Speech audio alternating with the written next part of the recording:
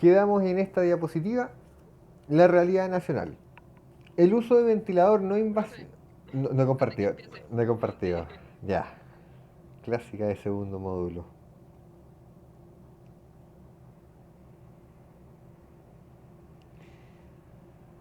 Ya, ahora sí. Eh, Realidad nacional. El uso del ventilador mecánico no invasivo se utiliza en el 81% de los centros de salud de complejidad moderada a nivel nacional. ¿Ya? Entonces en todos lados tenemos un ventilador mecánico no invasivo. Y la realidad más real que esto es que nunca hay ventiladores mecánicos que sean como independientes. Eso lo podemos encontrar en las UCI o en las UTI. Pero, por ejemplo, en las urgencias se utiliza el mismo ventilador mecánico eh, con modalidad invasivo y no invasivo. Por ejemplo, el uso del Bellavista, y les quiero mostrar acá. eh, el Bellavista me refiero a que es una marca, un modelo de ventilador mecánico. Les digo el tiro. Ventilador mecánico Bella Vista. Y lo tenemos, por ejemplo, este. El test de inicio, por ejemplo. Que este es un ventilador mecánico que es sumamente amigable. Creo que no se va a escuchar es como... Este ventilador de mecánico debe tener 3 4 años de evolución. Es un ventilador mecánico que ustedes lo ven a simple vista, parece un tablet de forma piramidal y que hacia el extremo derecho tiene, por ejemplo, los corrugados.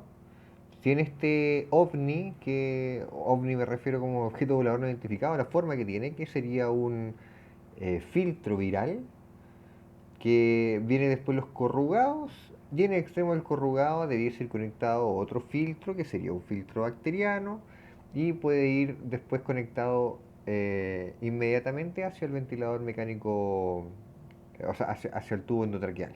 O, si lo configuro en ventilación mecánica no invasiva, sería entonces a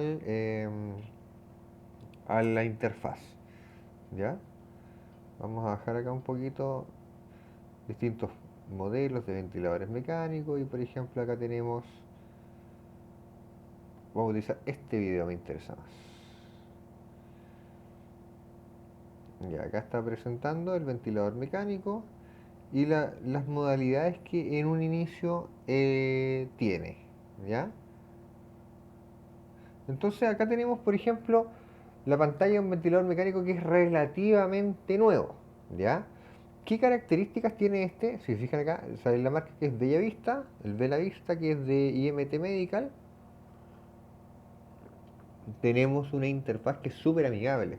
Entonces, ustedes conociendo los términos correctos, ya van a poder utilizar. ¿Ya?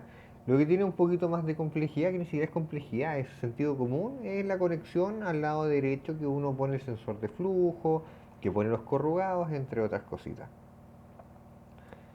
Entonces, por ejemplo, voy a poner en un inicio nuevo paciente.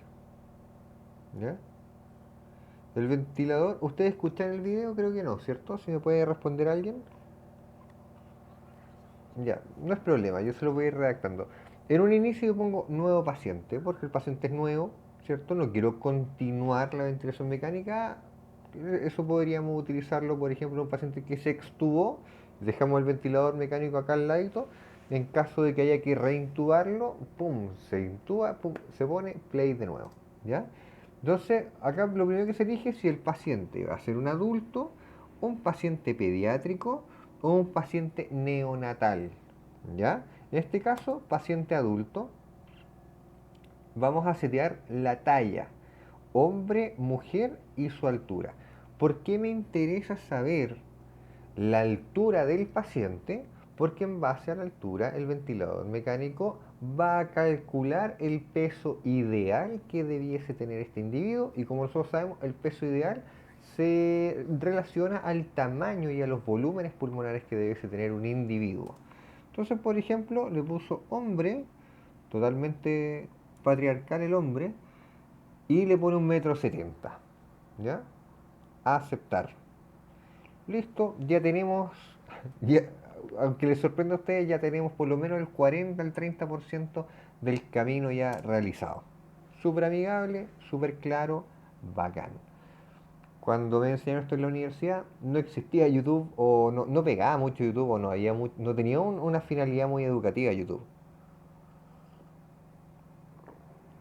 ¿Ya? Entonces, acá, circuito del paciente va a ser invasiva, tiene dibujado un tubo endotraqueal, ¿ya? No invasiva, que dice NIV, no invasiva, ¿ya? Que aparece dibujado una mascarilla y aparece en tercer lugar, que no se recomienda utilizar con este ventilador, que sería cánula nasal de alto flujo. La cánula nasal de alto flujo a nivel nacional está la que yo les mostré. Ya hay un sector independiente y no vamos a utilizar un ventilador mecánico o malgastar un ventilador mecánico en usar una cánula nasal de alto flujo. Entonces se va a contemplar en este modelo que pueden encontrar en muchos hospitales el tubo endotraqueal o no invasivo. Invasivo, no invasivo. ¿Cierto? Perfecto.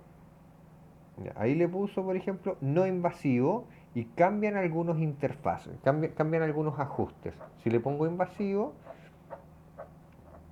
eso es alto flujo de oxígeno y se cambia a la modalidad del ventilador. Entonces, a medida que yo voy eligiendo una alternativa, va a ir cambiando el flujograma.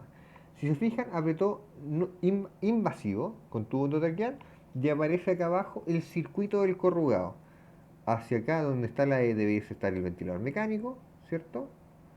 Y, o sea, va, hacia el lado izquierdo debiese estar el ventilador mecánico, la rama inspiratoria, la rama expiratoria, la pieza en I y acá debiese ir el paciente, ¿ya? Acá, si uno presiona esta alternativa, va a aparecer, por ejemplo, si es que es un circuito en unirama o es un circuito en birama, que sería como, más que nada, la interfaz, los corrugados que yo dispongo para conectar al paciente, ¿ya? Perfecto. Eso, tubo endotraqueal. Esto es bastante evolucionado. Te dice, por ejemplo, de qué diámetro es el tubo endotraqueal. Por lo general uno utiliza 7,5. ¿Ya? Hay de 7, 7,5, 8. ¿Ya? Entonces, es tan avanzado este que te dice, oye, un tubo más grande, ya, bacán. Por lo general, la mayoría de los ventiladores mecánicos da lo mismo el tubo. Uno le pone igual nomás, no lo calcula. Este ventilador, sí.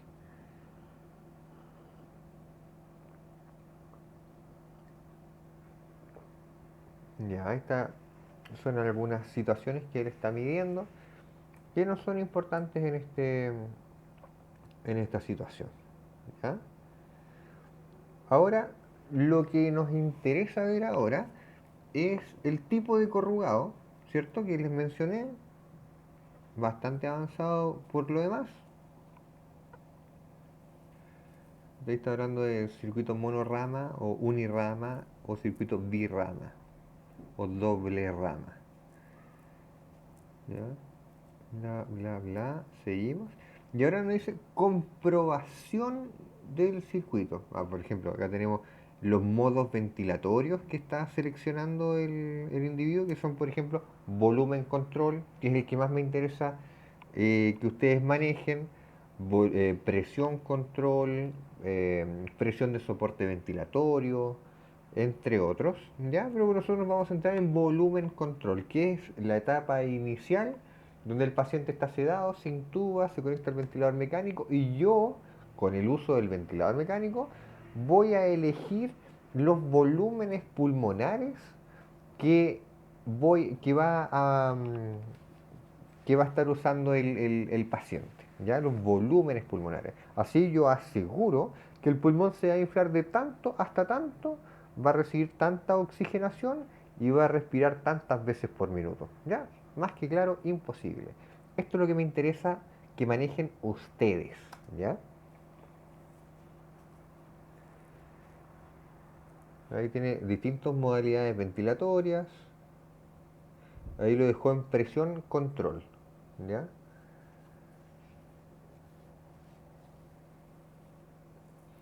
Da igual. Entonces ahí uno empieza a setear, por ejemplo, la presión inspiratoria, ¿ya? La presión que le va a estar metiendo en presión control, ¿ya? Lo va eligiendo. tuc. El PIP, que sería el equivalente al CPAP del ventilador no invasivo, la frecuencia respiratoria, la sensibilidad del flujo, entre otras cosas. Entonces, y ahí le pone play, aprieta ahí, pum, y empieza a soltar la presión. Y ahí se empieza a dibujar las curvas. ¿Ya? Ahora, si ustedes quisieran, les voy a mostrar otro ventilador mecánico, por ejemplo, que sería un ventilador mecánico quizás un poquitín más pesado, que si se fijan acá tengo el circuito del codo, que es para que siempre queden en suspensión los corrugados y no queden haciendo presión hacia abajo, desplazando el tubo endotraqueal, ¿ya? Tengo acá al lado una especie como de caja de leche que pudiese parecer, ¿cierto? Que parece más algo como neonatal de leche de lactante, que más que nada es una fuente calefactora, que es el equivalente a la que vimos en la cánula nasal de alto flujo. Entonces el aire, la presión de aire que va a arrojar el ventilador mecánico pasa por acá. Este es un bypass donde se humidifica y se calienta y después pasa al paciente. ¿Ya? Entonces, más que nada es eso. Tengo otra interfaz, tengo algunas pocas modalidades ventilatorias distintas entre un ventilador y otro, pero todos los ventiladores van a tener presión de soporte, presión control, volumen control, asistido controlado, entre otros. Drager, esta es una de las máquinas más confiables que podemos tener. ¿Ya? Mm, Te habla acerca de las conexiones, te habla acerca de algunas cositas. Quiero ver una cosita por acá.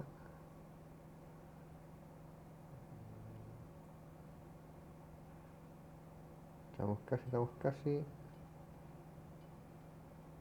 Esto. Fíjense, ahí está haciendo el uno antes de conectar el paciente al ventilador mecánico. Tiene que siempre asegurarse de que el ventilador mecánico tenga el flujo de aire correcto y la sensibilidad de flujo correcta. En caso de que el paciente, por ejemplo, se despierta y toma aire, que el ventilador mecánico le proporcione ese empujoncito adecuado para que él pueda ventilar. Lo otro, el ventilador mecánico tiene que setear que realmente la fuente de oxígeno que está recibiendo sea la adecuada y que si le ponemos, por ejemplo, ya 5 litros, realmente tenga una FiO2 equivalente a 5 litros. Entonces, el ventilador mecánico dice, no compadre, yo no voy a ventilar a nadie sin antes comprobar que todo el circuito esté correcto. ¿Cachai? Entonces dice, ya, conéctame el corrugado y te manda totalmente. Dice, conéctame el corrugado, tápame, pum, para ver si hay fugas. Ya, da vuelta el sensor de flujo, ya, está funcionando bacán. Conéctame el oxígeno, tum, que te pasas 3 4 pruebas, alrededor te demoras, si no tienes ninguna relación con el ventilador mecánico que estás haciendo por primera vez, te va a demorar 4 minutos. De lo contrario, te vas a demorar 1 o 2 minutos en hacer el control de flujo. Y sería. ¿Ya? Entonces, por eso siempre se recomienda que antes de conectar el ventilador mecánico a un individuo, el ventilador mecánico ya tiene que estar seteado y comprobado. ¿Ya? ¿Qué ocurría, por ejemplo, en nuestro... eh, pongámonos con anécdotas. En el mundo del coronavirus, del COVID, cuando Piñera y Mañalich, esto no tiene ninguna carga política lo que voy a decir, cuando Piñera y Mañalich hablaban de los ventiladores mecánicos que iban a llegar desde China, llegaron dos modelos. Llegó el B70, B70 creo que es, sí, y llegó otro que no, yo nunca tuve contacto con él. Y eran ventiladores mecánicos que uno realmente les tomaba la prueba de sensor de flujo, de sensor de oxígeno y tomaban mucho tiempo. Y de repente te salían, ¡pam!, está malo. Y venían por lo general con un sensor de flujo de oxígeno, un sensor de FiO2 más o menos reguleque, un sensor de flujo más o menos raro. Había como una desconexión entre el sensor de flujo y lo que realmente el volumen estaba mandando el ventilador. Entonces uno hacía la prueba y de repente se ven como unos errores en la pantalla, funcionaba como con un Windows 95, así medio chacha. Y eso que por fuera uno veía el ventilador y decía, oye, estaba acá en el ventilador, pues era como bien cototo, así como bien tecnológico, muy bacán. pero de repente enchufáis al paciente, lo dejáis conectado, intervenía y con él, de repente ni siquiera todos los ventiladores chillan y arrojan alarmas porque sí, porque no. ¿Cachai? Y dicen, oye, no me está llegando el flujo de oxígeno y empieza a chillar. Y tú tenés que entrar, ¿cierto? Revisáis, sí, ya no, pum, listo, ya corregido. Oye, se me corrió un poquito no sé, pues por decir algo, el corrugado se obstruyó un poquitito, y empieza, tininin, tinin, tininin, tinin, y no te va a dejar dormir eso. Entonces tú vas, lo conectas un poquito, entonces es, es una máquina bastante precisa. Por ejemplo, dice, no, el paciente está obstruido, está con un poquito de broncoespasmo, está con secreciones, ¿cachai? Y te dice, no estoy arrojando la presión que me programaste, ven a verme. Es súper demandante, ¿ya? Pero se agradece que sea así. Entonces los chinos, por lo general, te decían, no está pasando nada, y el paciente se está muriendo, ¿cachai? Está todo ok, y te arroja unos gráficos de, de flujo, ¿cachai? De flujo, de volumen y de presión, que estaban ok. Yo sé, pero ¿por qué el paciente no está respirando? Y tú lo veías, el paciente ni siquiera hacía expansión torácica. Dice, no, chao, pa, desconectar, ponéis pausa, desconectáis, conectáis el ambulo, empezáis a ventilar, tráiganme otro ventilador mecánico, boten este, ¿cachai? Y al final todos odiamos. A las 2 semanas, al menos en el hospital ya eran como 13, a las 2 semanas ya habían fallado el 80% de los ventiladores mecánicos. Entonces, y a pesar de que se veían muy, muy, muy confiables en un inicio, de manera experimental se dieron cuenta que eran basura. ¿Cachai? Lo mismo uno si conectaba el ventilador mecánico, las interfaces que traían no se adaptaban a nadie. Probaba una persona que tuviera una nariz chica, una nariz grande, una persona sin nariz, una persona con cara, sin cara, gordo, flaco, blanco, negro, asiático, todos fugaban, todos fugaban. Y me está haciendo la prueba de sensor de flujo y ahí el ventilador mecánico te está mandando. Dice conectar el sensor de flujo en sentido correcto. Te dice más encima te trata de tonto. ¿Cachai? Entonces uno va, lo conecta en sentido correcto y el ventilador mecánico empieza a arrojar flujo. Dice, ya, está todo ok, mijito, usted está listo para ventilar. Entonces uno lo avanza y todos los ventiladores mecánicos, todos los circuitos de corrugado, vienen dentro de una bolsa y vienen con esto, que es un pulmón artificial. ¿Ya? Esto es un globo envuelto como en un plástico que es símil a las cargas resistivas que tiene el pulmón con la caja torácica. Entonces uno, más encima, tiene que aprender a usarlo antes de usarlo. Uno lo conecta y empieza a jugar. Esta modalidad acá, allá, y te pones a jugar. ¿Ya? Entonces, ahí te dice ya, le va a decir, está todo ok, amigo mío, conécteme nomás cuando usted guste. Mira. Listo, sonó, clic, y ahí está, por ejemplo, este es el ventilador mecánico, este es el paciente, ahí está el circuito conectado. Ya, obviamente este es el pulmón artificial. ¿Ya? Entonces, si uno de repente le pone play al asunto, este pulmón artificial se va a empezar a expandir y a volver. Y si yo puedo jugar a apretarlo, soltarlo, y voy a ir viendo la respuesta del ventilador mecánico. ¿Ya? Entonces, como les iba diciendo, no es que haya ventilador mecánico no invasivo en todos los centros, sino que los ventiladores mecánicos en general, los invasivos, tienen la modalidad del no invasivo. ¿Ya?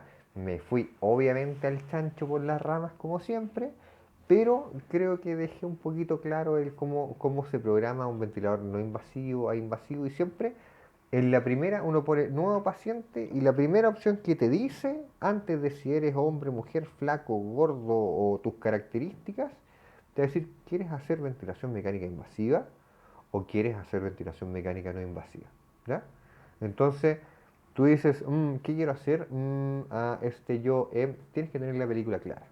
¿Ya? Entonces, si tengo un ventilador, quiero poner ventilación mecánica no invasiva, tengo que venir con mi mascarilla, ¿cierto? Para después dejar enchufado al paciente. Si quiero colocar ventilación mecánica no invasiva, dejo todo conectado, ¡pam!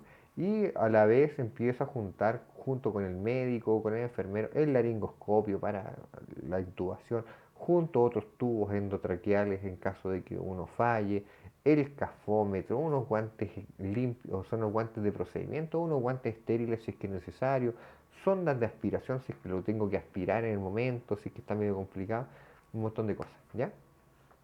55% de estos no poseen criterios de utilización, protocolos o flujogramas que determinen el inicio de esta terapia.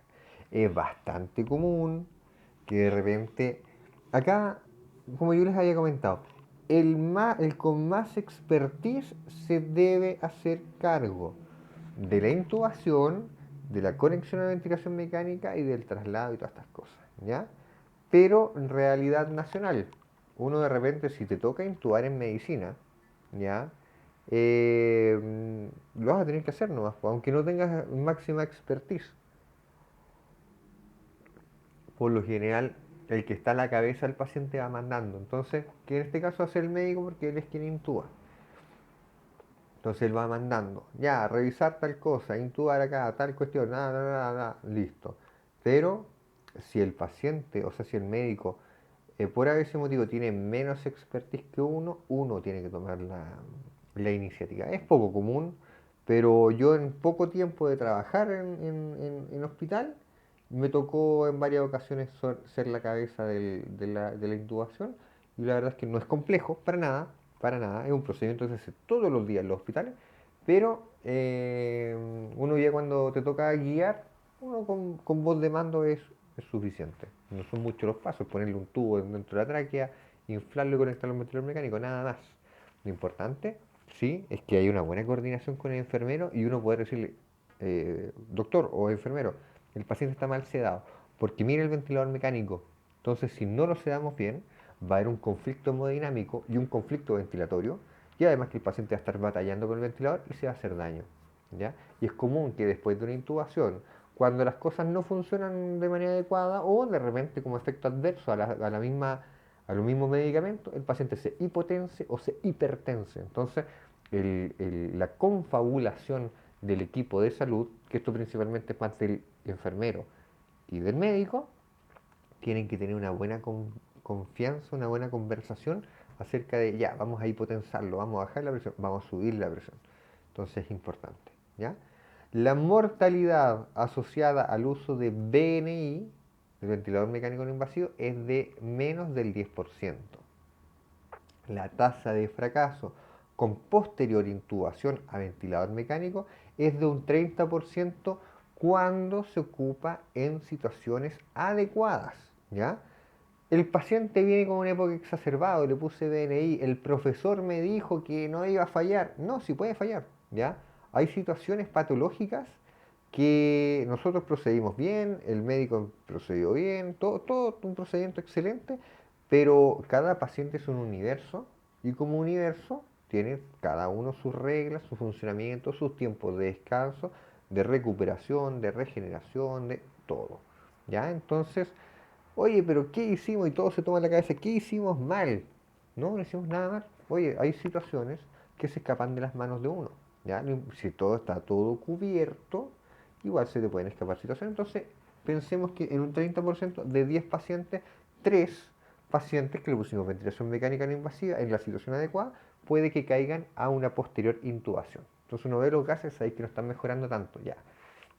Modifiquemos las presiones una vez más del ventilador, reseteémoslo, en el sentido de pongamos las presiones, vamos acoplando mejor al paciente. Oye, pero si el paciente está bien acoplado, las presiones funcionan bien, no le puedo poner más presión porque si no lo va a hacer explotar al paciente.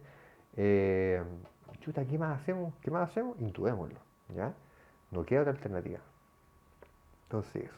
Y pensar que aún así esta tasa de fracaso aumenta a más del 50% cuando el paciente realmente no requería el ventilador mecánico no invasivo, como son en las neumonías o en unas crisis asmáticas, incluso en la fibrosis pulmonar idiopática descompensada.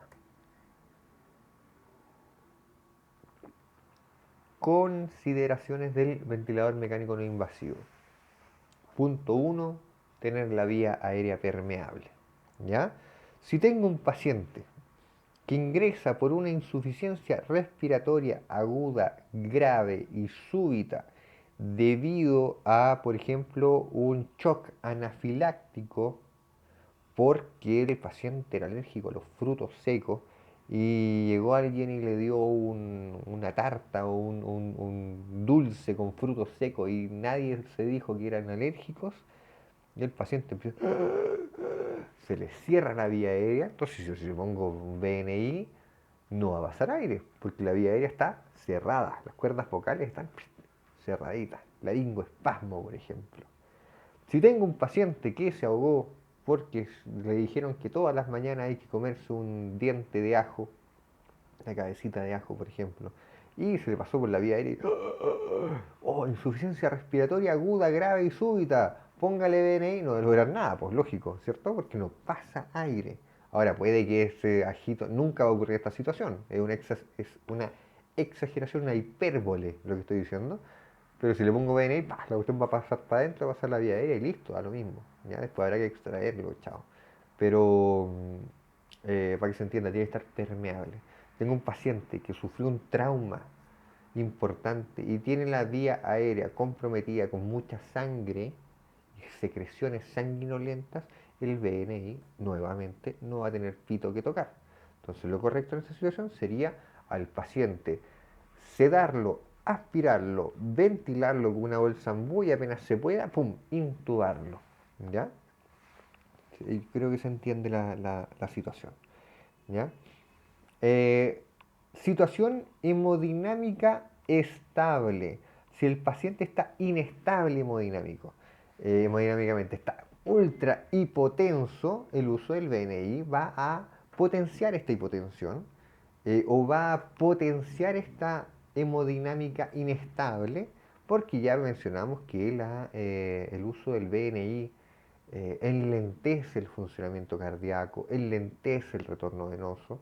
Entonces tengo un paciente en shock, ¿cierto? En un shock hemodinámico, en un shock hipovolémico. ¿Ya? Existen 5 tipos de shock. Busquen shock, tipos de shock, y lo van a entender un poquito. Toda la sangre se me fue a todos lados y tengo hipovolemia, ¿cierto? Hay poco volumen, ya sea por un sangrado, ya sea porque tengo una vasodilatación generalizada e importante. Entonces yo si le pongo BNI voy a enlentecer aún más el retorno venoso y el paciente se va a infartar, ¿ya? Son situaciones que ustedes dicen, chuta, yo no quiero que me pase. Sí, es que cuando uno conversa con el equipo, nadie dice pongámosle BNI, ¿cachai? Entonces va a decir, oye, ya, entonces, ¿qué hacemos? Entonces van a poner drogas vasoactivas para que esté hemodinámicamente estable. Si el paciente está respiratoriamente inestable, oye, paso 2, paso 3. Entonces ustedes no se asusten. Si de repente ustedes no saben, ustedes pregunten, pero nunca dejen de ser, nunca se pongan tan cancheros en hacer algo importante e invasivo sin saber un poquito antes. Y si no saben, pregúntele al colega al lado. Pregúntele sin miedo. ¿Ya? Por lo general los colegas son pesados cuando uno no sabe y uno dice saber. Cuando uno no sabe y es humilde y pregunta como corresponde, el colega, si es un ser humano agradable, normal y decente, es, oye, ven para acá, yo te muestro. ¿Cachai? O lo hago yo y te explico después cómo se hace. Y un problema, ya, perfecto, mira, encárgate de mis pacientes, yo voy con él. Puta, abrazo. Y después va y le compra un cafecito de regalo. ¿Ya? Entonces, así funciona el mundo, chiquillos. Ausencia de compromiso sensorial, que el sensorio esté adecuado. Si tengo el paciente, eh, ¿cómo decirlo? Con un compromiso severo del estado de conciencia. El paciente se golpeó la cabeza o lo asaltaron, le hicieron un portonazo y le pusieron un batazo en la cabeza. Llega el SAMU, viene, hoy tengo este ventilador de transporte. El paciente está inconsciente y le pongo ventilación mecánica no invasiva, no va a ser nada positivo. ¿Ya? Paciente inconsciente se ambucea, ¿cierto? Con la bolsa ambú o resucitación manual, y si se dispone de las herramientas adecuadas y la situación lo amerita, se intuba. ¿Ya? Entonces, para que el paciente tenga BNI debe cumplir con ciertos requisitos que son más o menos similares al uso de la oxigenoterapia. paciente debe estar consciente, debe tener un manejo adecuado de las secreciones, no debe haber ninguna interposición importante entre lo que es la boca del individuo y sus pulmones. Entonces tiene que estar todo permeable, consciente y bien. Todas las situaciones para que el paciente se ventile y tú le digas, oiga, don Juan, ¿cómo va? Bien, bien, estoy mucho mejor por fin.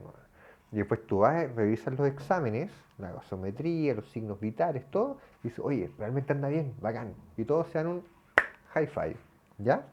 Bacán. El equipamiento necesario. Voy a tener la interfaz o interfase que no sé qué traté de escribir ahí. La máscara facial, existe la máscara facial, la máscara nasobucal o naso-oral, recomendado en morbilidad aguda, la full face, el halo o halo, o el helmet, también que se llama, que significa casco, entre otras situaciones se recomienda la mascarilla nasal, en la que se necesitará tener la boca cerrada para tener una sincronía y evitar las fugas de conexión. Entonces existen varios tipos de interfaz, ¿ya? Y cada situación va a meritar una u otra. Lógicamente, como dice acá, si tengo una mascarilla que es solamente la nariz, si el paciente le estoy metiendo presión de aire y el paciente abre la boca, se va a escapar la presión de aire por la boca, ¿cierto?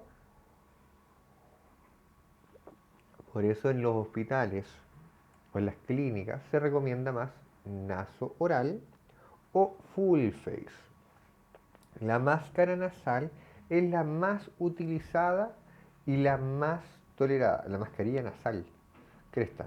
Naso oral es la más utilizada y la más tolerada por los pacientes. ¿Ya? ¿Por qué?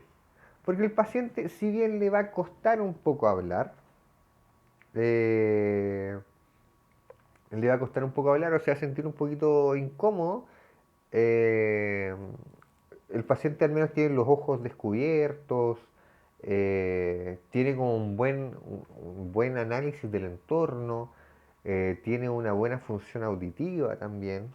No así, por ejemplo, en la full face que de repente se les puede empañar, van a estar viendo mal, les da un poco de claustrofobia. Y esto es característico de claustrofobia o incomodidad de tener un espacio cerrado en la cara. No todos la toleran bien, ¿ya? La oronasal también es la que disminuye más rápidamente los niveles de CO2. Entonces, la que más rápidamente se hace el lavado de CO2, el barrido de CO2. El paciente viene con hipercápnico, insuficiencia respiratoria aguda hipercápnica, se recomienda el uso de una mascarilla oronasal. La full face igual es buena, ¿ya? Son de material blando, flexible, siliconado, ¿ya? No es como las mascarillas que son de oxigenoterapia, que son el plástico y chao, ¿ya? Que uno las deja sobrepuestas nomás, ¿ya? Que si te quedó con holgura o de repente quiero hacer, por ejemplo, oh, llegó la sopita, y uno, ¿se la pone? Acá no. Esto queda sellado con un cintillo y con una banda también a nivel, bajo las orejas, y atrás esto está unido, ¿ya? Queda un cintillo total.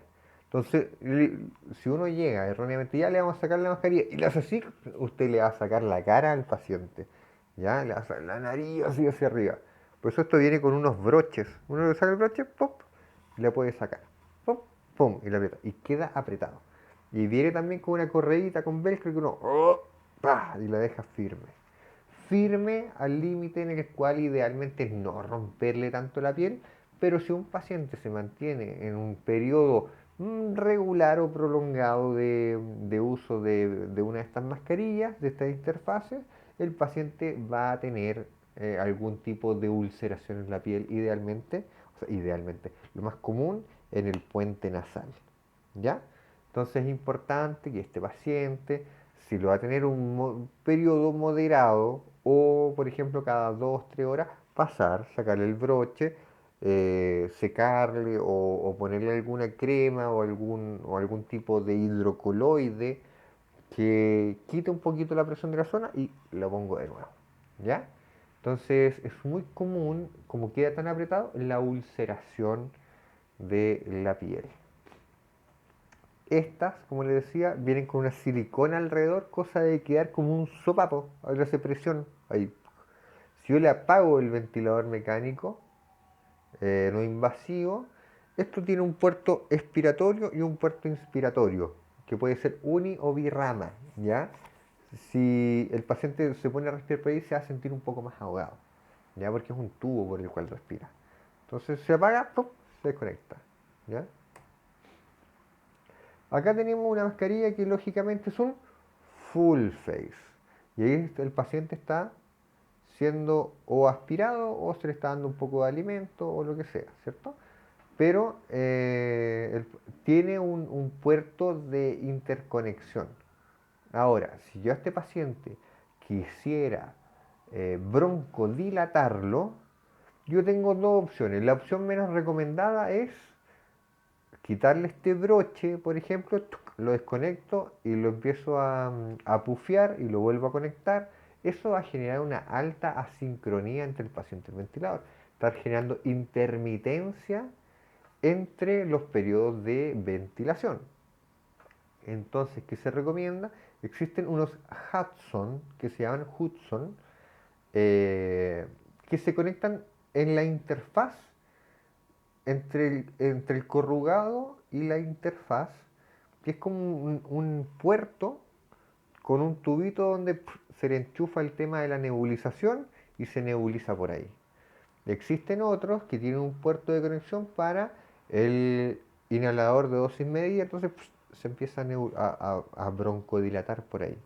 ¿Ya? Entonces nunca es muy recomendable hacer la intermitencia.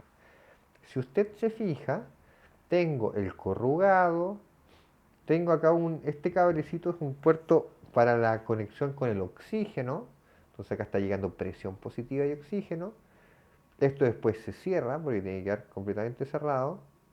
Y tenemos este arnés. Voy a enchufar el computador antes de que se me apague. Ahí, acá. Perfecto. Entonces tengo el arnés. Si usted se fija, este genera un pliegue acá, un repliegue. Entonces acá tiene un velcro que yo lo retiro, lo aprieto, pa, y cierro el velcro. ¿Ya? Lo mismo acá abajo, lo mismo al otro lado. Y uno por lo general, más o menos, deja- tiene tres conexiones, son cuatro conexiones, una, dos, tres, cuatro, que interactúan con el arnés. Y hay uno que tiene un broche. Abajo siempre está el broche, cosa de que yo desconecto uno, tuk, y lo libero al paciente, lo libero al paciente de la conexión, ya para no tener que estar soltando estos velcros que te va a generar un caos. Ya se te va a enredar con el pelo del paciente, especialmente si es mujer o si es hombre con pelo largo, va a generar un caos. ¿Ya? Entonces uno siempre la conexión conecta o desconecta en base al broche y el broche es súper accesible. Tuk, listo. ¿Ya? Y eso. Entonces uno deja al paciente lo más cómodo posible dentro de una presión igual importante. Entonces acá el aire no se escapa por ninguna parte. ¿Cómo puedo saber si escapa? Se le va a mover el pelo, va a sonar y el paciente lo va a sentir y el ventilador mecánico me va a decir, oye, hay una desconexión, ponle atención, ponle atención. Tengo acá, esta es la mascarilla nasal, ¿cierto? La interfaz nasal. Y lo mismo, tengo el arnés a nivel frontal, que se conecta igual por posterior con el arnés inferior. Todo esto es un puro arnés. Y si yo a este paciente quiero desconectarlo, no me pongo a jugar con los velcros, sino que este broche de acá, que no se nota muy claramente, lo saco, toc, y después lo saco hacia arriba en diagonal. ¿Ya? Entonces es muy fácil la conexión gracias a estos pequeños broches. Esta es la nasal. Es bastante común verla en pacientes con síndrome de apnea obstructiva del sueño que durante la noche generan ronquera, duermen con la boca cerrada idealmente y se le mete presión positiva. Ahora, de todas maneras, si abren la boca durante la noche da lo mismo porque la presión positiva va a pasar por la nariz, quizás se escape por la boca, pero va a evitar la ronquera. ¿Ya? Tengo por este otro lado una máscara que ya igual es un poco más producida, por lo general no son tan producidas como esa. Llevo una mascarilla o una interfaz naso-oral porque involucra la nariz e involucra la boca. ¿Ya? Tengo nuevamente acá las conexiones que son a través de estos velcros que uno va apretando y soltando. Siempre revisen que esté bien apretado el velcro porque se va soltando también la interfaz, va cediendo el tejido a medida que va pasando el tiempo. Y acá no se ve, pero al otro lado tiene el broche para poder dejar al paciente cómodamente conectado. ¿Ya? Entonces queda relativamente claro. El equipamiento es, ¿cómo se llama esto? Deme un pichentón. Ya. Es el arnés que viene en la misma bolsita de conexión junto con la mascarilla, con la interfaz y viene junto con el corrugado. ¿Ya? Entonces, eh, no te va a faltar ninguna pieza y es más, los brochecitos son una pieza de plástico solamente que lo pones acá y lo pones por un lado y lo giras. Y normalmente el kit de la interfaz viene con uno o dos broches extra en caso de que se te rompan, se te pierdan, te los tragues, los botes, lo que sea. ¿Ya? Entonces es la conexión al BNI es realmente a prueba de giles, ¿ya? Entonces es fácil la conexión. Las interfaces existentes deben ser adosadas a la cara mediante fijadores elásticos, impidiendo las fugas, pero a la vez permitiendo que el paciente esté lo más confortable posible sin producir una compresión exagerada. Los niños pueden usar un gorro para evitar las molestias del arnés. Los niños no entienden mucho, entonces van a tolerar menos. Deben estar suficientemente firmes para evitar fugas, pero no tan apretadas para que no se generen úlceras o heridas innecesarias. ¿Ya? Entonces, como les digo, acá siempre se llega a un punto donde la improvisación es clave. Si hay fuga, porque tengo un paciente con una nariz súper extraña, prominente y gigante, o un paciente adulto mayor súper, súper, súper enflaquecido, básicamente puras prominencias óseas en la cara, puede que quede en esta zona un poquito de espacio y que fugue el aire. El paciente no lo va a tolerar porque le va a entrar ese aire al ojo, va a generar sequedad ocular, molestias, dolor, desagrado. Entonces, ¿qué hago yo? Improviso. Llego y pido, por ejemplo, al enfermero, oye, ¿te sobra hidrocoloide? Ya, sí, oye, préstame un poco bastante que necesito para sellar acá. Entonces uno con un pegamento que es súper importante y con un tejido que es como símil a la piel y que además lo protege, le pongo, le pongo, le pongo, le pongo, le pongo, le pongo, hasta que quede sellado. ¿Ya? Acá es netamente improvisación. A mí por lo general trabajar con el hidrocoloide, para quienes no han tenido experiencias previas, para mí es súper desagradable porque ya en el momento lo empezáis a cortar se te pega por todos lados, se te deforma. Yo que soy torpe con las manos, me cuesta y siempre prefiero pedirle, por ejemplo, a un enfermero, una enfermera, a otro kinesiólogo, le digo, oye, ¿sabes qué? Ya, esta es la idea, esta es la estrategia. Yo soy altamente torpe y además soy zurdo. Entonces, ya el hecho de cortar para mí me complica. Entonces, mira, esta es la idea, ¿me podía ayudar, porfa? Y uno más o menos le dibuja en hidrocoloide el corte. Y siempre abierto a sugerencias, ¿ya? Los modos ventilatorios. Acá se nos empieza a poner un poco ya más complicada la situación. Voy a solamente dejar expresado esto y vamos a dar por finalizada la clase. Y la clase siguiente lo vamos a repasar porque es la parte más complicada. El BNI utiliza modos ventilatorios limitados por presión y ciclados por tiempo, lo que significa fijar límites de presión inspiratoria y expiratoria. Entonces, limitado por presión significa, yo le voy a poner una presión inspiratoria, por ejemplo, de 10 centímetros de agua. El paciente va a inspirar, el ventilador mecánico lo va a ayudar a que llegue a 10 centímetros de agua, pero no a 11 ni a 12. A- Aún así, aunque el paciente yo le haya seteado una presión inspiratoria baja, el ventilador mecánico idealmente no debiese permitir que pase a esta presión inspiratoria. Ya entonces, limitado por presión. El BNI se limita por presión. ¿Ya? Son ciclados por tiempo.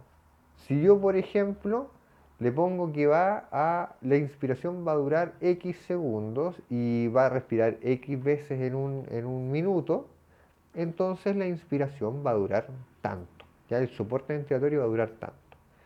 Si yo lo fijo mal, si yo le pongo muy, muy poco tiempo inspiratorio, el rise time que se llama, o tiempo de subida, si lo hago muy corto, el paciente va a inspirar y va a seguir inspirando él. Y el ventilador mecánico va a empezar a mandar doble gatillo. Que hay cosas que son raras. Y uno lo ve y dice, el rise time o el tiempo inspiratorio es muy corto. Pongámosle más largo.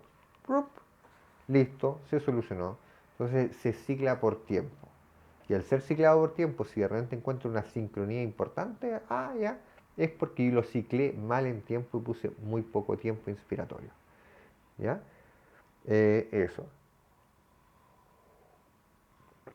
Puede ser ciclado por tiempo o puede ser ciclado por el propio paciente. Hay modos ventilatorios en el BNI que son básicamente a ventilación espontánea donde el paciente va a respirar las veces que él quiera y yo le voy a dar un poquito de soporte inspiratorio. ¿Ya? Así como también otros donde yo lo voy a ciclar 100% por tiempo. Entonces el paciente se va a acoplar al ventilador. ¿Ya? Existen modos ventilatorios de BPAP o B-Level, como yo les decía, que significa IPAP o una presión inspiratoria más una presión basal que es supraatmosférica, que es exactamente lo mismo que el CPAP, ¿ya? Pero que con fines de configuración se va a llamar EPAP, un cacho, ¿cierto?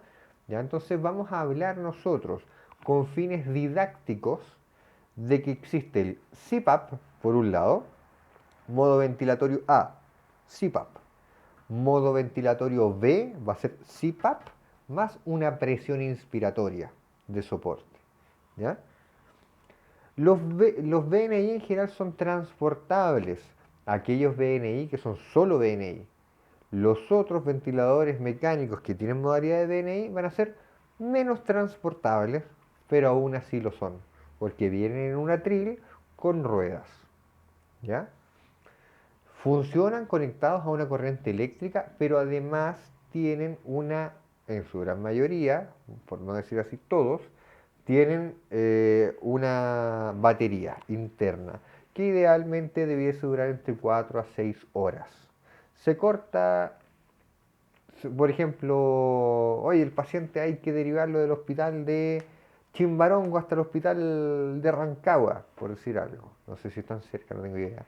Eh, ya, ventilación mecánica, filo, desconéctalo, pum, pones el ventilador mecánico sobre la cama, lo subes a la ambulancia y se va con eso. Sabemos que se va a demorar una hora, por ejemplo, en el transcurso del tiempo, entonces tengo que asegurar que por lo menos la batería dure para 3 horas. ¿Ya? Entonces uno siempre es exagerado. Si es que al paciente se le acaba la batería o falla, yo me acuerdo una vez que fue tétrico para una colega, que hizo un traslado desde medicina hasta la UCI. Uno caminando a paso normal te demoras 1 minuto y medio. Con camilla, tú igual vayas apurado, te demoras si está todo coordinado, 1 minuto. ¿Ya? Pero a ella salió de medicina, cometió un pequeño error producto del pánico que le dio, que no llevó el ambú, la bolsa ambú. Porque si el ventilador mecánico se te apaga, totalmente explota. Pensemos, oye, hoy el ventilador, pum, y explota hacia arriba. No existe ventilador mecánico. Desconecto al paciente, conecto la bolsa ambú al tubo, conecto el ambú al oxígeno y lo voy ventilando y es exactamente lo mismo que un ventilador mecánico. ¿Ya? Entonces se le desconectó y creo que no llevó la bolsa Ambú o no lo conectó nomás.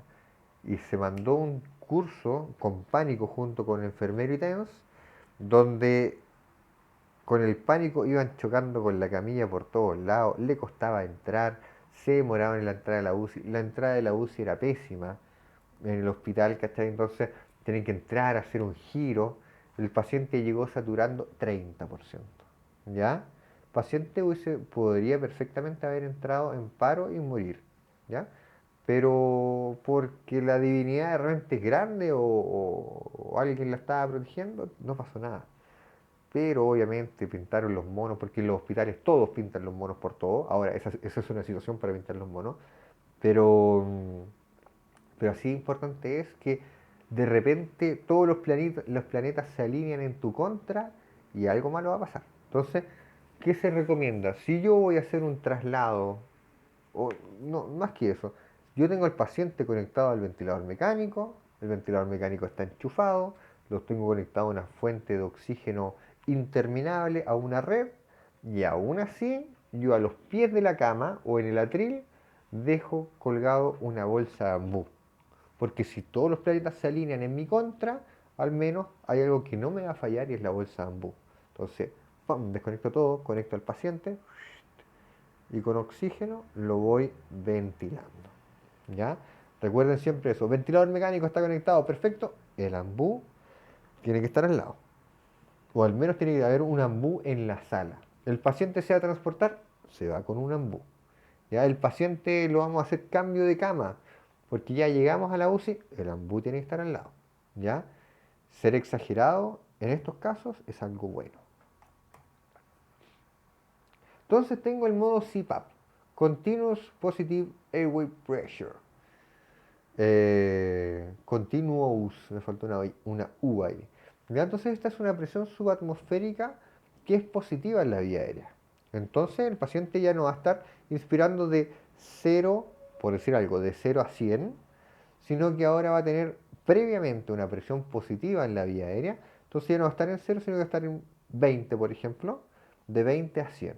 Entonces siempre va a haber una presión dentro del pulmón y esto va a generar que los alvéolos no partan de cero, sino que partan ya con una dilatación previamente agradable y estén todos idealmente reclutados.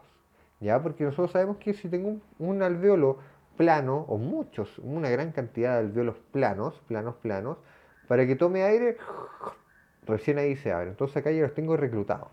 Sé que mi oxigenación va a ser mucho más eficiente con los alvéolos encendidos que con los alvéolos por encender. ¿Ya?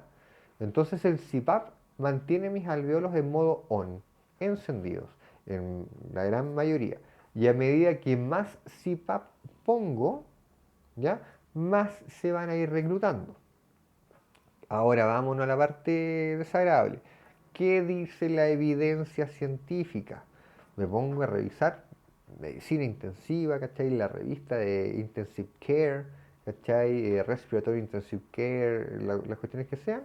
Me van a decir, oye, sí, un CPAP es efectivo desde los 5 centímetros de agua. Entonces la vieja confiable, uno abre la cajita de la vieja confiable y dice 5 centímetros de agua de CPAP. Si usted pone 5, algo que usted puede tener por seguro que no va a estar mal, ¿ya? No va a ser poco, no va a ser mucho, ¿ya? Dependiendo de la patología, si tengo, por ejemplo, una atelectasia gigante, le puedo poner un CPAP mayor. Pero se ha documentado que CPAP mayores a 8 centímetros de agua o 10 centímetros de agua no generan una mejoría significativa. Entonces puedo variar entre 5 y 8 centímetros de agua, en algunos casos 10. Ya, pero si pongo 15 centímetros de agua de CPAP, no va a ser mejor que ponerle 8. Ahora, a mayor CPAP, la mayoría de la evidencia te dice que tienes mayor riesgo de generar un daño alveolar, porque lo estás sobredistendiendo. Ya como todo tejido se te va a sobredistender y vas a tener mayor riesgo de que sangre, de que se destruya un poquito o desaparezca un poquito el surfactante, de que incluso se genere mucha vasodilatación o vasoconstricción local y empeore un poquito la oxigenación. En el último tiempo han aparecido evidencias que te dicen, no, sabéis que el uso de CPAP elevado, la verdad es que no se ha traducido realmente en mucha bilis, ¿cachai? En mucha daño asociado al ventilador invasivo, ¿ya? Por lo que la evidencia hay que volver a estudiarla, que se recomienda mientras no haya una gran cantidad de evidencia y no vaya pasando el tiempo. Yo recomiendo siempre mantener CPAP moderados entre 5 o 8 centímetros de agua, máximo 10, ¿ya? Dependiendo de la patología. Si tengo un paciente con una fibrosis pulmonar idiopática que está a puertas de la muerte, que no vale la pena o no va a resistir una intubación, y más que nada voy a prolongar la agonía, y de repente la familia, o sea, el equipo médico dice, ya, pongámosle BNI por último para que no se muera tan ahogado, ¿cachai? Y nosotros le ponemos mientras tanto un poquito de morfina para que no sufra y cada vez vaya siendo menos consciente de su muerte. Ahí sí puedo ponerle un CPAP más elevado, porque su fibrosis pulmonar no permite una buena expansión, un buen reclutamiento alveolar, entre otras cosas. Entonces ahí viene el razonamiento clínico. Ya si un paciente con EPOC descompensado, le ponen un CPAP de 5, de 7, por ejemplo, máximo 8. Son cosas que van en base como a lo que tú te vas imaginando, por decirlo así, lo que tú entiendes dentro de tu razonamiento clínico. ¿Ya? Entonces, volviendo al tema, CPAP elevado, mayoría de la evidencia te dice, puede generar daño. Una escasa evidencia actualizada te dice, no hay riesgo de nada. Pero sí lo que te dicen es que CPAP elevado no es significativamente mejor que un CPAP moderado. ¿Ya?